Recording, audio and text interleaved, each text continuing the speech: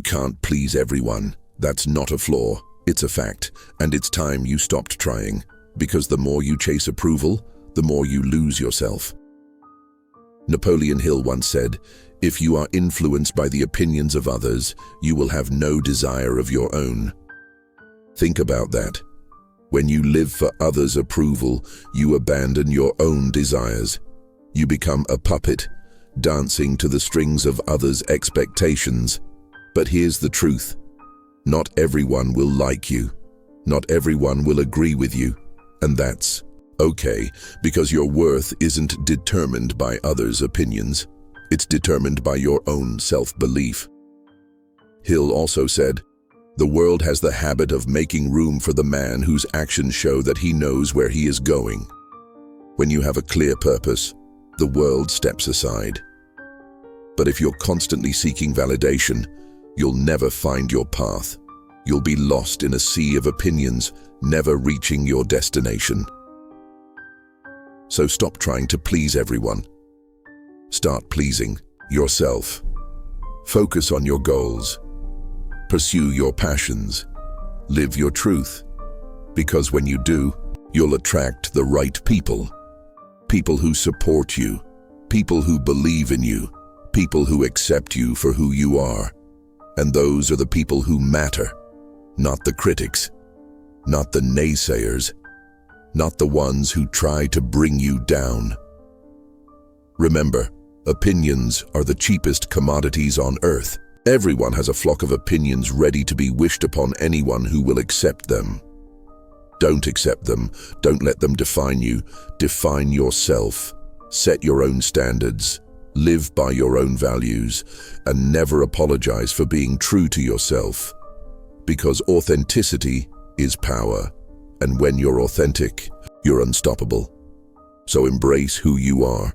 Embrace your uniqueness, embrace your journey, and let go of the need to please everyone, because you can't, and you shouldn't.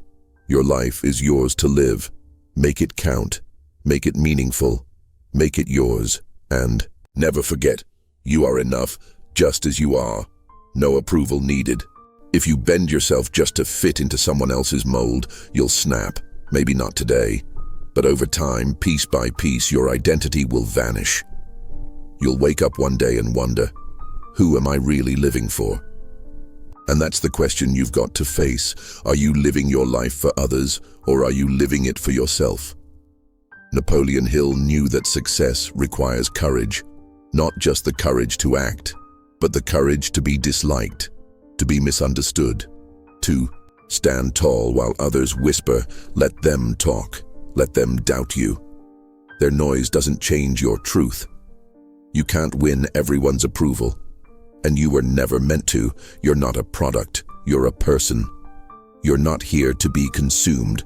You're here to contribute your dreams. They're not up for a vote. They don't need consensus, they need commitment. Yours, because when you water yourself down for others, no one wins, not them, not you.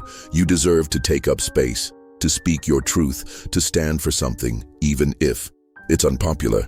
Especially if it's unpopular, that's where greatness lives. Not in the comfort of the crowd, but in the courage to stand alone. Even Hill said it. The man who does more than he is paid for will soon be paid for more than he does. You've got to do more than is expected, be more than is accepted. But to do that, you've got to stop living by others' rules. Stop fearing their rejection. Because here's the secret.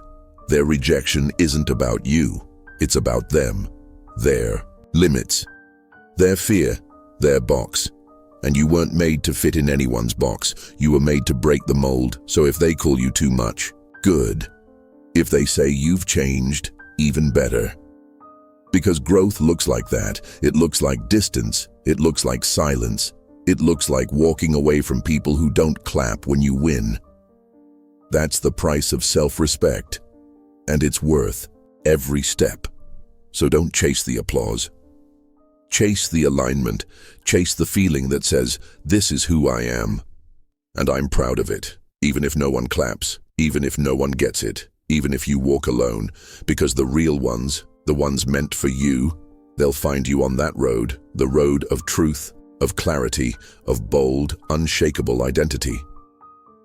Hill reminds us, whatever the mind of man can conceive and believe, it can achieve.